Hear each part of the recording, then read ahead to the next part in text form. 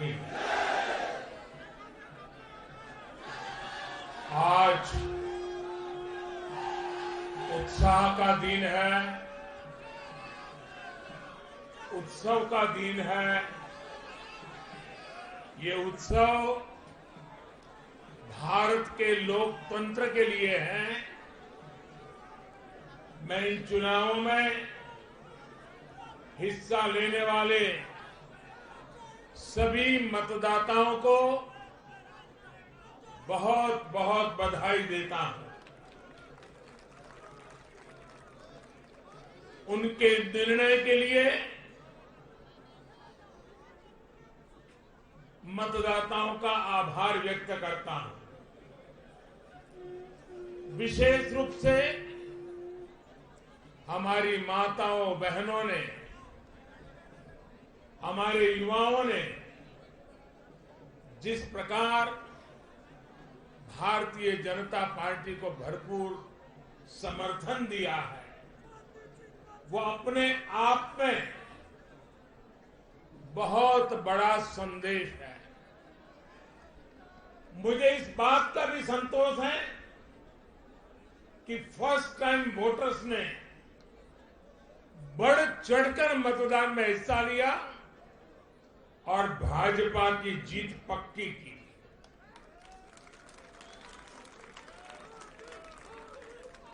चुनाव के दौरान भाजपा के कार्यकर्ताओं ने मुझसे वादा किया था कि इस बार होली 10 मार्च से ही शुरू हो जाएगी। हमारे कर्मठ कार्यकर्ताओं ने ये विजय ध्वज फहरा करके इस वायदे को पूरा करके दिखाया है। मैं भाजपा के सभी कार्यकर्ताओं की भूरी भूरी प्रशंसा करूंगा, जिन्होंने दिन रात देखे बिना इन चुनावों में कड़ी मेहनत की। हमारे कार्यकर्ता जनता जनार्दन का दिल जीतने में, जनता जनार्दन का विश्वास जीतने में सफल रहे और पूरे पार्टी का नेतृत्व जिन्होंने किया, कार्यकर्ताओं ने को जिन्होंने लगातार मार्गदर्शन किया, ऐसे हमारे राष्ट्रीय अध्यक्ष श्रीमान जगत प्रकाश नड्डा जी को भी मैं बहुत बहुत अभिनंदन करता हूं, बहुत बहुत बधाई देता हूं।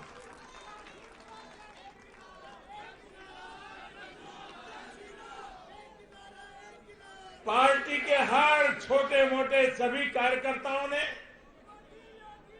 उनके अथक परिश्रम से आज एनडीए के लिए जीत का चौका लगाया है।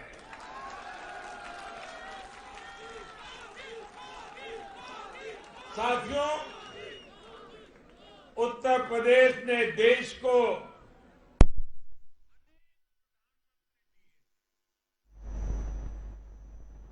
लेकिन 5 साल का कार्यकाल पूरा करने वाले किसी मुख्यमंत्री के दोबारा चुने जाने का ये पहला उदाहरण है।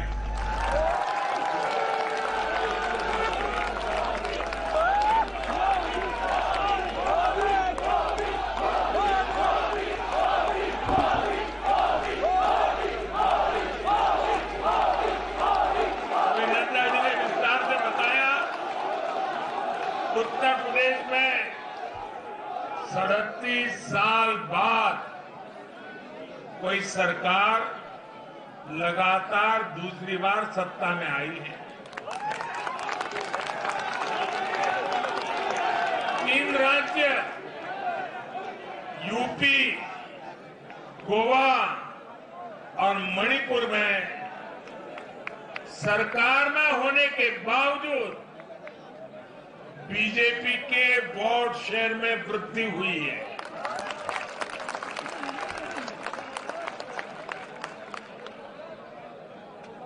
गोवा में सारे एग्जिट पोल गलत निकल गए और वहां की जनता ने तीसरी बार सेवा करने का मौका दिया है। 10 साल तक सत्ता में रहने के बाद भी राज्य में बीजेपी की सीटों की संख्या बढ़ी है। उत्तराखंड में भी भाजपा ने नया इतिहास रचा है। राज्य में पहली बार कोई पार्टी लगातार दूसरी बार सत्ता में आई है। यानी सीमा से सटा एक पहाड़ी राज्य, एक समुद्र तटीय राज्य और एक मां गंगा का विशेष आशीर्वाद प्राप्त एक राज्य और पूर्वोत्तर सीमा पर एक राज्य, भाजपा को चारों दिशाओं से आशीर्वाद मिला।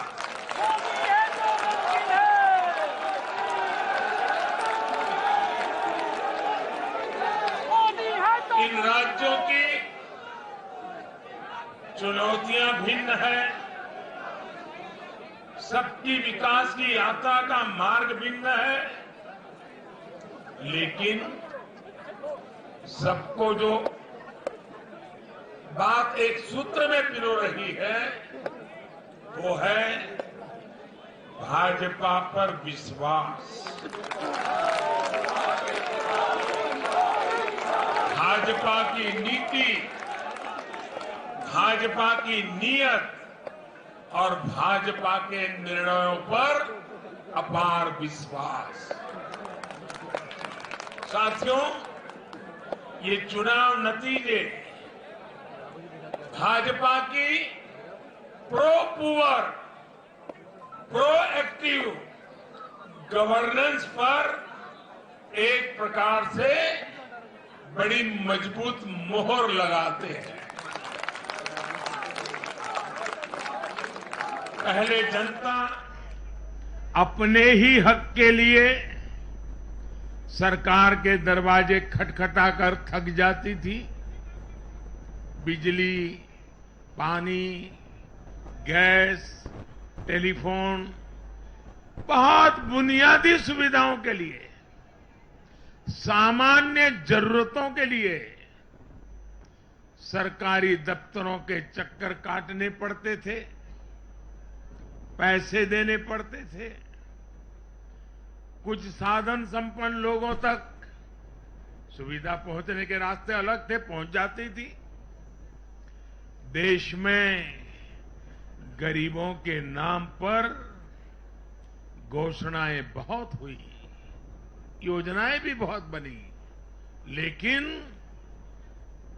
उस योजनाओं का जो हकदार था,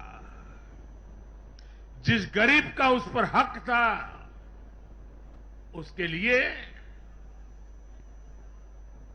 ये हक उसको मिले बिना परेशानी को मिले, उसके लिए गुड गवर्नेंस, डिलीवरी, इसका बड़ा महत्व होता है। लेकिन भाजपा इस बात को समझती है और मैं लंबे अरसे तक मुख्यमंत्री के नाते काम करके आया हूं, इसलिए मुझे पता है कि आखिरी इंसान की सुविधा के लिए कितनी मेहनत करनी चाहिए। बीते वर्षों में हमने गवर्नेंस डिलीवरी सिस्टम तो बेहतर किया ही, साथ साथ पूरी प्रक्रिया में पारदर्शिता भी लाए हैं। भाजपा गरीब को भरोसा देती है कि प्रत्येक गरीब तक सरकार ने निर्णय किए हुई सुविधाएं जरूर पहुंचेगी। और मैं गरीब के घर तक उसका हक पहुंचाए बिना चैन से बैठने वाला इंसान नहीं।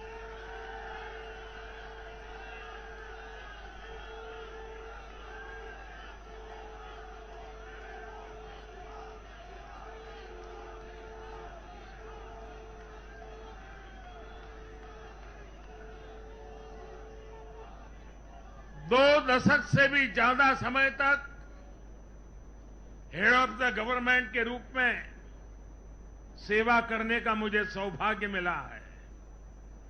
सरकार में कितनी दिक्कतें होती हैं, गवर्नेंस में कितनी दिक्कतें होती हैं, इसको भली भांति जानता हूं। उसके बावजूद भी मैंने एक ऐसी हिम्मत की है,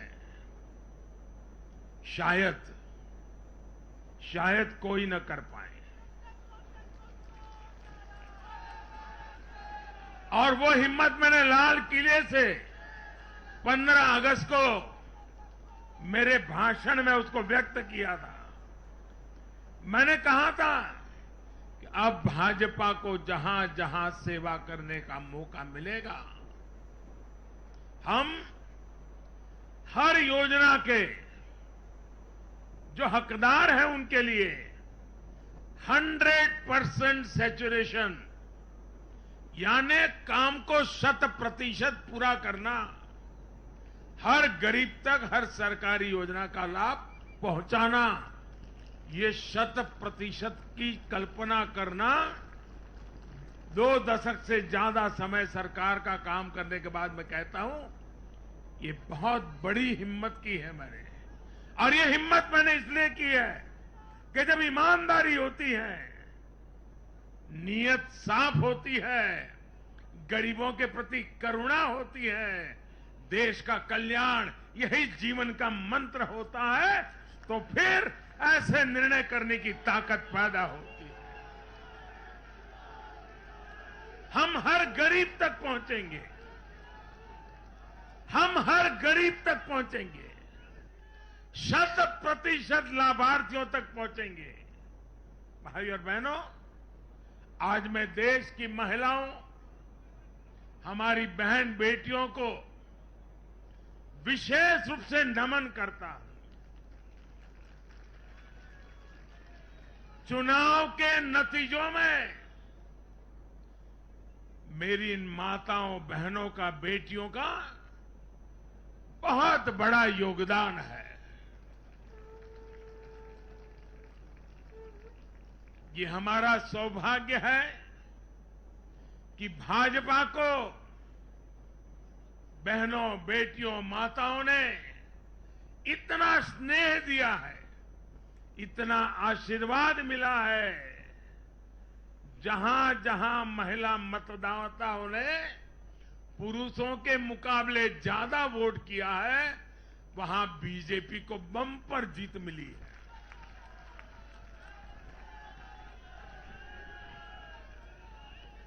एक प्रकार से हमारी माताएं, बहनें, हमारी बेटियां, हमारी ये स्त्री शक्ति भाजपा की जीत की सारथी बनी है।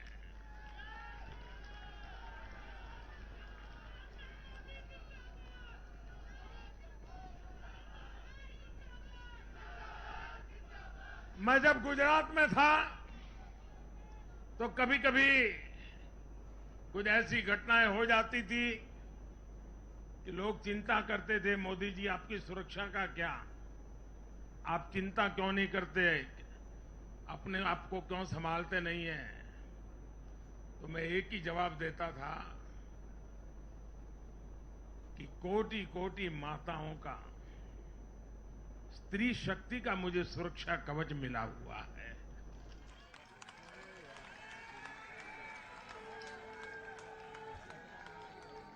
साथियों, भारत की माताएं, बहन, बेटियां निरंतर भाजपा पर विश्वास कर रही है। उनको पहली बार विश्वास मिला है कि सरकार उनकी छोटी से छोटी जरूरतों को भी ध्यान में रखती है।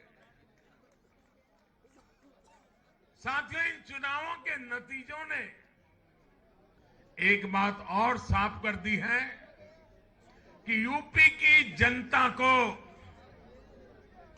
और मैं सभी ज्ञानियों को कहता हूं कि देश की भलाई के लिए अब पुरानी घिसी पिटी रिकॉर्ड छोड़ के जरा नए सिरे से सोचना शुरू कीजिए।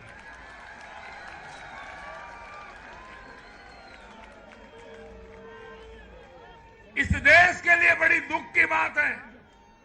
मैं स्वयं बहुत दुख अनुभव करता था जब ये ज्ञानी लोग यूपी की जनता को सिर्फ और सिर्फ जातिवाद के तराजू से तोलते थे, जातिवाद की दृष्टि से देखते थे। मैं समझता हूं कि उत्तर प्रदेश के नागरिकों को जातिवाद की बाड़ाबंदी में बांध करके वे उन जातियों का अपमान करते थे, उन नागरिकों का अपमान करते थे, पूरे उत्तर प्रदेश का अपमान करते थे। कुछ लोग ये कहकर यूपी को बदनाम करते हैं कि यहां के चुनाव में तो जाति ही चलती है। लेकिन भाइयों बहनों, उत्तर प्रदेश के लोगों ने दिखा दिया है।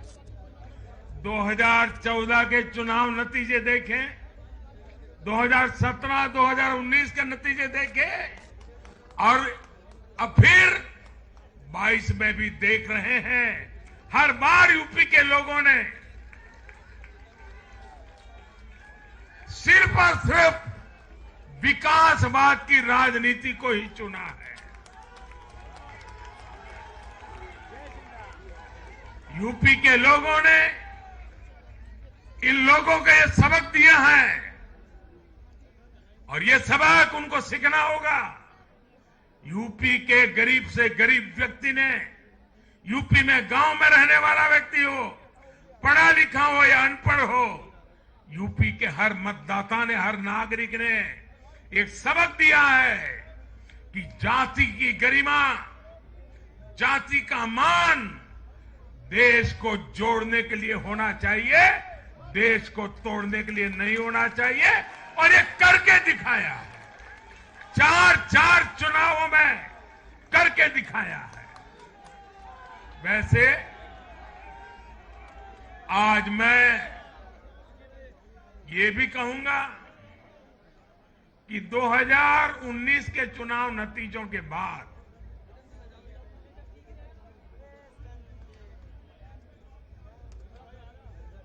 कुछ पॉलिटिकल ज्ञानियों ने कहा था 2019 में जब लोकसभा में हम दोबारा जीत करके आए तो इस ज्ञानियों ने कहा था कि भाई इस 2019 के जीत में क्या है, ये तो 2017 में ही तय हो गई थी, क्योंकि 2017 में यूपी का रिजल्ट आया था। मैं मानता हूं इस बार भी ये ज्ञानी जरूर कहने की हिम्मत करेंगे कि 2022 के नतीजों ने 2024 के नतीजे तय कर दिए हैं।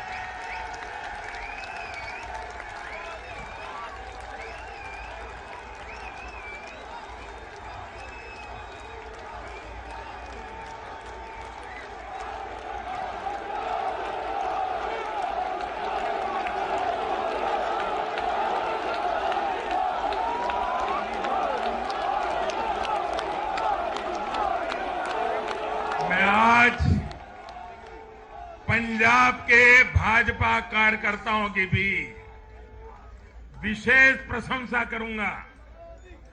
उन्होंने विपरीत परिस्थितियों में जिस प्रकार पार्टी का झंडा बुलंद किया है, वो आने वाले समय में पंजाब में भाजपा की मजबूती को, देश की मजबूती को एक अहम स्थान के रूप में विकसित करेंगे। ये मेरा पूरा विश्वास है। पंजाब में भाजपा एक शक्ति के रूप में उभरनी है, ये मैं अपनी आंखों के सामने देख रहा हूं दोस्तों। सीमावर्ती राज्य होने के नाते पंजाब को अलगाववादी राजनीति से सतर्क रखना भाजपा का कार्यकर्ता जान की बाजी लगा करके भी इस काम को करता रहेगा। आने वाले 5 सालों में भाजपा का हर कार्यकर्ता वहां इस दायित्व को जोर शोर से निभाने वाला है। ये विश्वास मैं पंजाब की जनता को आज देना चाहता हूं। साथियों, ये चुनाव ऐसे समय में हुए हैं जब दुनिया 100 साल के सबसे बड़े कोरोना जैसी महामारी के संकट से लड़ रही है। पूरी मानव जात, पूरा विश्व 100 साल में ऐसी बीमारी नहीं देखी, ऐसी मुसीबत से लड़ना नहीं पड़ा है। ये जैसे कुछ कम था तो युद्ध ने भी विश्व की चिंताएं बढ़ाई है। इन परिस्थितियों में दुनिया भर की सप्लाई चेन छिन्न भिन्न हो गई है। 2 साल से सप्लाई चेन पर बहुत ही विपरीत प्रभाव हुआ और युद्ध ने उसमें और जोड़ दिया। इन चुनौतियों से निपटने के लिए भारत ने जो कदम उठाए,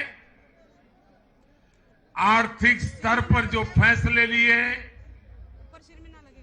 गरीब कल्याण के जो फैसले लिए, उन सभी ने भारत को संभल कर आगे बढ़ने में बहुत मदद की। भारत बच पाया है क्योंकि हमारी नीतियां जमीन से जुड़ी रही। हमारी नीतियां जमीन से जुड़ी रही और हमारे प्रयास निष्ठा और नियत की पटरी पर अविरत आगे बढ़ते रहे। जहां जहां डबल इंजन की सरकार रही, वहां पर जनता के हितों की डबल सुरक्षा हुई और विकास के कार्यों की गति भी तेज हुई। इस समय जो युद्ध चल रहा है, उसका प्रभाव प्रत्यक्ष और परोक्ष रूप से दुनिया के हर देश पर पड़ रहा है। भारत शांति के पक्ष में है, बातचीत से हर समस्या को सुलझाने के पक्ष में है। लेकिन जो देश सीधे जंग लड़ रहे हैं, भारत का उनसे आर्थिक दृष्टि से, सुरक्षा की दृष्टि से, शिक्षा की दृष्टि से, राजनीतिक दृष्टि से नाता है। भारत की बहुत सारी जरूरतें इन देशों से जुड़ी हुई है। भारत बाहर से जो कच्चा तेल मंगाता है, पाम ऑयल मंगाता है, सनफ्लावर ऑयल मंगाता है, उसकी कीमत भी अंतर्राष्ट्रीय बाजार में बहुत तेजी से बढ़ रही है। कोयला हो, गैस हो, फर्टिलाइजर हो, सभी की कीमतों में पूरी दुनिया में कल्पना बाहर का उछाल आ रहा है। युद्ध के कारण पूरी दुनिया में महंगाई बढ़ रही है, विकासशील देशों को विशेष रूप से कठिनाई का सामना करना पड़ रहा है। साथियों, इस वैश्विक संदर्भ में इन कठिनाइयों के बीच इस बार के बजट पर नजर डालें तो एक विश्वास पैदा होता है। देश आत्मनिर्भर भारत अभियान के मार्ग पर आगे बढ़ रहा है। इस भावना को इस बार के बजट से और ऊर्जा मिली है और मैं मानता हूं कि दुनिया भर में बने निर्माण हुए इस विपरीत वातावरण में, उथल पुथल से भरे माहौल में, अनिश्चितता से भरे माहौल में भारत की जनता ने विशेष करके उत्तर प्रदेश जैसे राज्यों ने अपनी दूरदृष्टि का परिचय दिया है। भारत के मतदाताओं ने जिस तरह इन चुनावों में स्थिर सरकारों के लिए वोट दिया, वो इस बात का प्रतिबिंब है कि लोकतंत्र भारतीयों की रगों में है।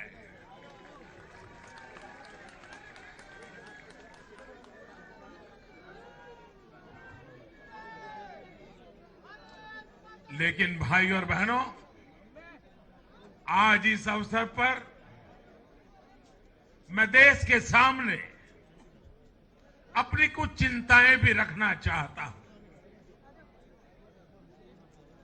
देश का नागरिक तो बहुत जिम्मेदारी के साथ देश के हित में अपना काम कर रहा है। जब भी उसको अवसर मिलता है वो जिम्मेदारी के साथ पेश आता है। देश का सामान्य नागरिक राष्ट्र निर्माण में जुटा है, लेकिन हमारे यहां कुछ लोग लगातार राजनीति का स्तर गिराते जा रहे हैं। कोरोना के इस समय में भी हमने देखा है कि इन लोगों ने देशवासियों को गुमराह करने की लगातार कोशिश की। वैक्सीनेशन के हमारे प्रयासों की दुनिया प्रशंसा कर रही है, लेकिन इस पवित्र कार्य पर, मानवता के कार्य पर, सेवा के कार्य पर भारत की वैक्सीन पर भी सवाल उठाए गए। दुर्भाग्य की बात है, जब यूक्रेन में हजारों भारतीय विद्यार्थी, हमारे छात्र, हमारे नागरिक फंसे हुए थे, तब भी देश का मनोबल तोड़ने की बातें हो रही थी।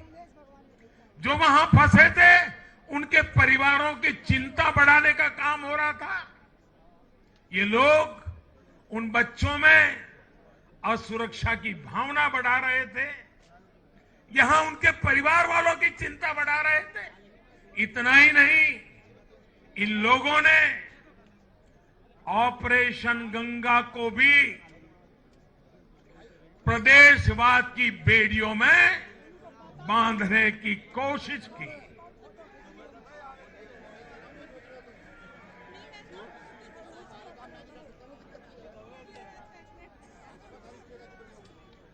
हर योजना को, हर कार्य को क्षेत्रवाद, प्रदेशवाद, जातिवाद, संप्रदायवाद का रंग देने का प्रयास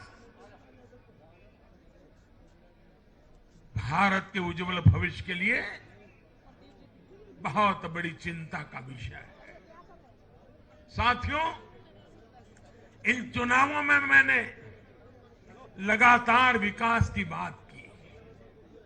गरीबों को घर, गरीबों को राशन, वैक्सीन, आधुनिक इंफ्रास्ट्रक्चर, हर विषय पर भाजपा का विजन लोगों के सामने रखा। इसके साथ ही जिस एक बात पर मैंने सबसे ज्यादा चिंता जताई थी वो थी गौर परिवारवाद।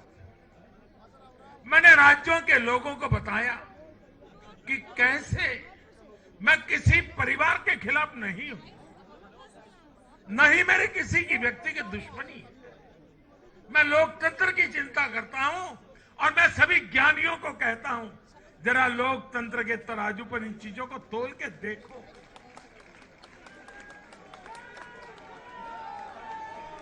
और मैंने लोगों को बताया कैसे परिवारवादी राजनीति ने उनके राज्य का कितना नुकसान किया है, राज्य को पीछे ले जा रहा है। और मुझे खुशी है कि मतदाताओं ने इस बात को समझते हुए भी इस चुनाव में अपना वोट दिया है, लोकतंत्र की ताकत को मजबूत किया। साथियों, ये लगातार बहस बहुत जरूरी है। भारत जैसे लोकतंत्र में और देश को जिस ऊंचाई पर ले जाना है उसको ध्यान में रखते हुए जिन मुद्दों को मैं उठा रहा हूं उसको निरपेक्ष भाव से बहस होना जरूरी है। भारत में परिवारवादी राजनीति का, ये मेरे शब्द लिख करके रखिए दोस्तों, एक न एक दिन ऐसा आएगा जब भारत में परिवारवादी राजनीति का सूर्यास्त ये देश के नागरिक करके रहेंगे।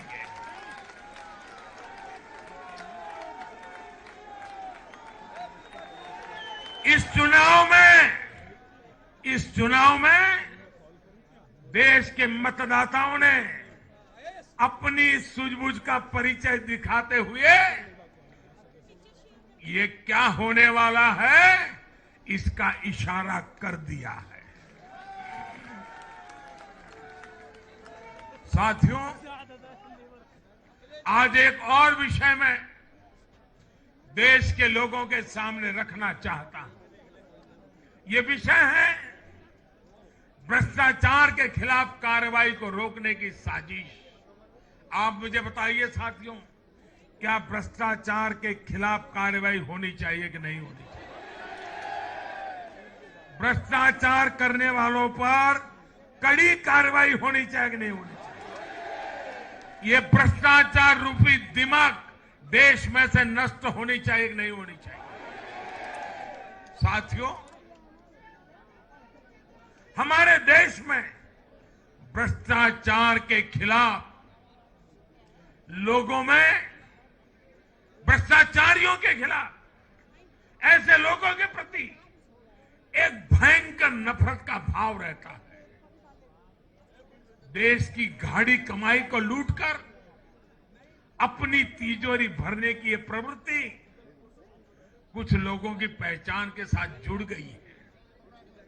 भारतीय जनता पार्टी 2014 में एक ईमानदार सरकार का वायदा करके चुनाव जीती थी और हमारी ईमानदारी को देखकर 2019 में जनता ने हमें और ज्यादा आशीर्वाद दिया।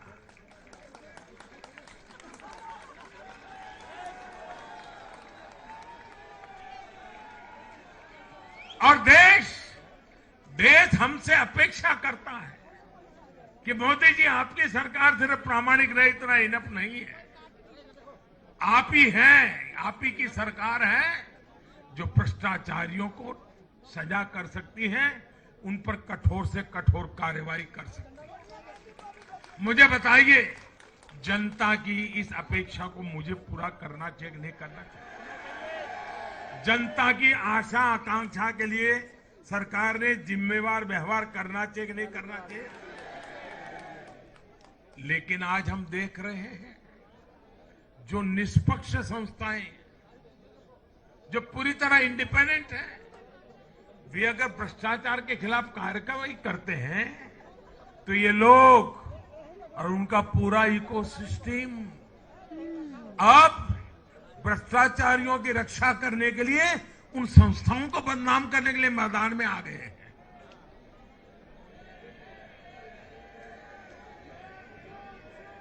ये देश का कितना बड़ा दुर्भाग्य है कि घोटालों से घिरे लोग एकजुट होकर अब अपनी इकोसिस्टम की मदद से इन संस्थाओं पर ही दबाव बनाने लगे हैं। जांच एजेंसियों को रोकने के लिए ये लोग अपने इकोसिस्टम के साथ मिलकर नए नए तरीके खोजते हैं।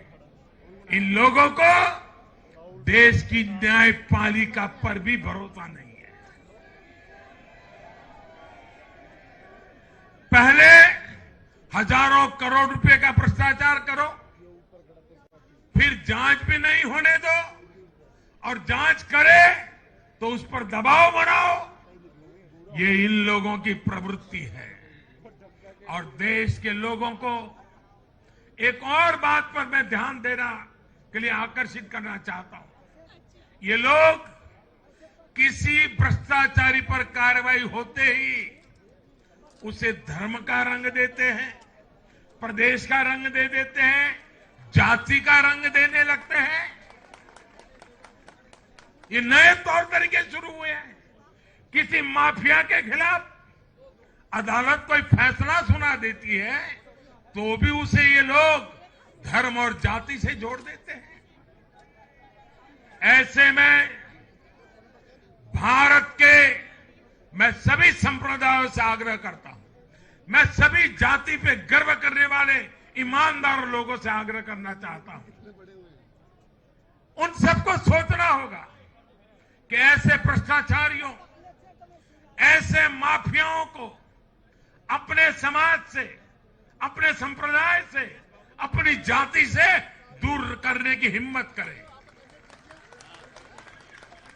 इससे समाज भी मजबूत होगा, संप्रदाय भी मजबूत होगा और हर व्यक्ति का भला होगा। और यूपी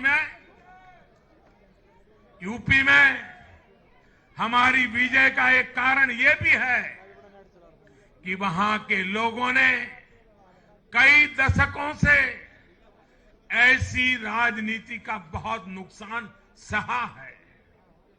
मैं बनारस का सांसद होने के नाते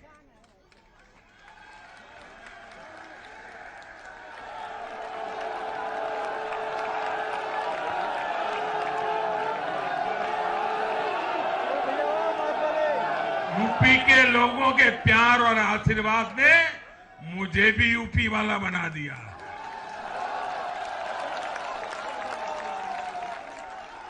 मैं बनारस का सांसद होने के नाते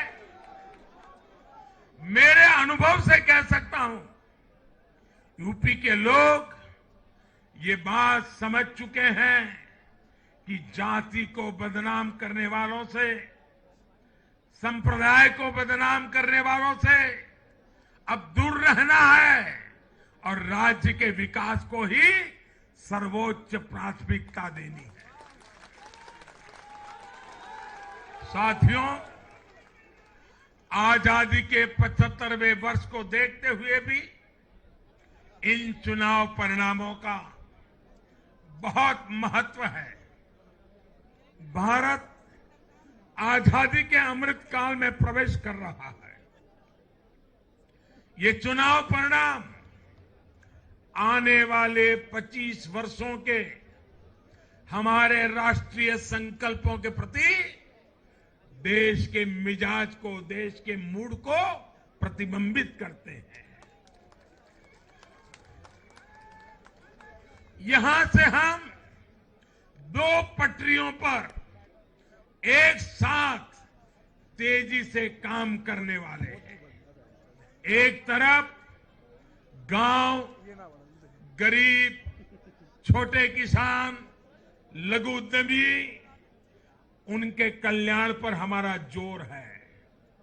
वहीं दूसरी तरफ देश के संसाधनों, देश की युवा शक्ति को नए अवसर देकर हम आत्मनिर्भरता के मिशन को तेज करना चाहते हैं। भारत का युवा आज अपने हुनर से, अपने बुद्धि के बल से और अपनी क्षमता के उपयोग से दुनिया को समाधान दे रहा है।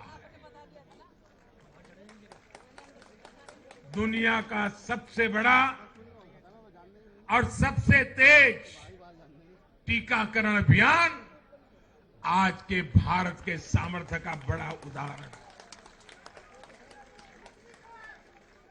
आज भारत डिजिटल पेमेंट सिस्टम में आत्मनिर्भर हो रहा है। स्टार्टअप के क्षेत्र में अपना सामर्थ्य बढ़ा रहा है और तकनीक के क्षेत्र में नई नई उपलब्धियां प्राप्त कर रहा है।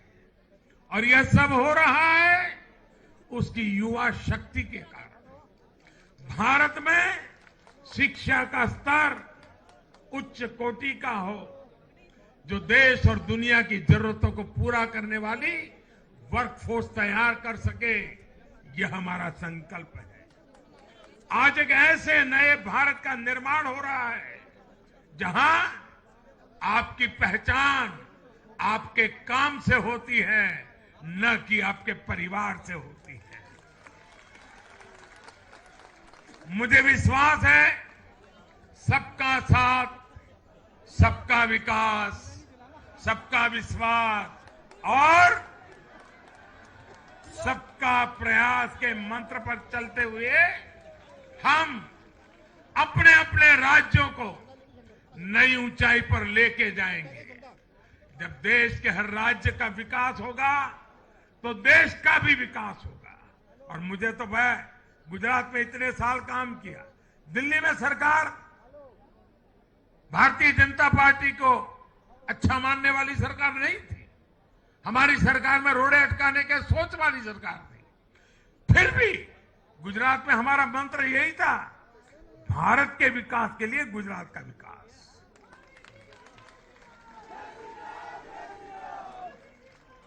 साथियों, हमें जुट जाना है, एक पल भी गंवाना नहीं है। चुनौतियां कितनी ही कठिन क्यों न हो, लेकिन जीतने का संकल्प उससे भी बड़ा होता है।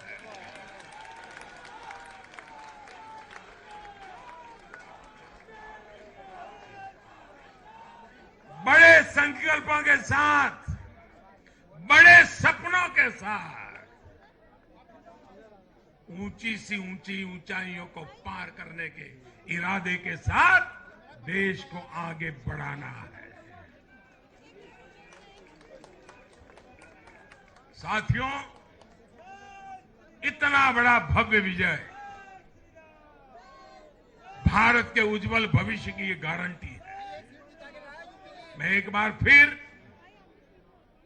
भारत के उज्जवल भविष्य के लिए ये जो निर्णायक मतदान किया है, इसलिए हमारे मतदाता अभिनंदन के बहुत अधिकारी हैं।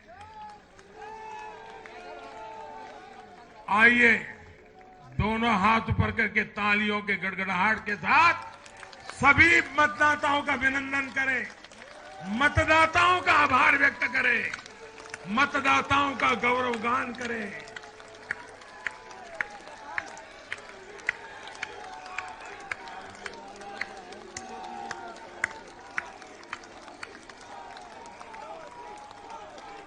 भारत माता की, भारत माता की, भारत माता की।